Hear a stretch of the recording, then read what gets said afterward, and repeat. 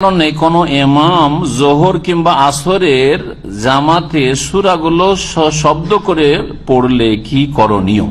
দেখেন, সূরাগুলি অতিরিক্ত সূরা, সূরা ফাতিহা আর তার সাথে অতিরিক্ত সূরা। সূরা ফাতিহা পড়া ফরজ রুকুন, কিন্তু অতিরিক্ত সূরা পড়া সুন্নাত, এটা একটা হুকুম। দ্বিতীয় হুকুম যেটা, যে সূরাগুলি দিনের নামাজে মনে মনে পড়া, সিররি মনে মনে পড়া, আর রাতের নামাজে জোরে পড়া ফরজ।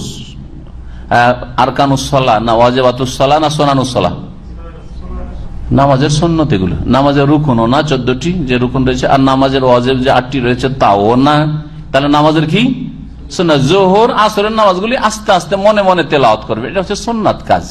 সুন্নাত যদি ছুটে যায় তো সহজ সিজদাও নেই। যদি কিছু ফুকাহা বলেছেন সহজ সিজদা করা ভালো, কিন্তু সহজ সিজদা ওয়াজিব নয়, সহজ সিজদা জরুরি নয় এই ক্ষেত্রে। সুতরাং এটাকে বড় ভুল হিসাবে ধরবেন না যে জোহরে একটু জোরে তেলাওয়াত করে দিয়েছে, বা মাগরিবের সময় প্রথম রাকাতে আস্তে আস্তে তেলাওয়াত করে দিয়েছে, ভুলে গেছে, এই হইচই শুরু করে দিও আজকালকার জনগণ, তাই না?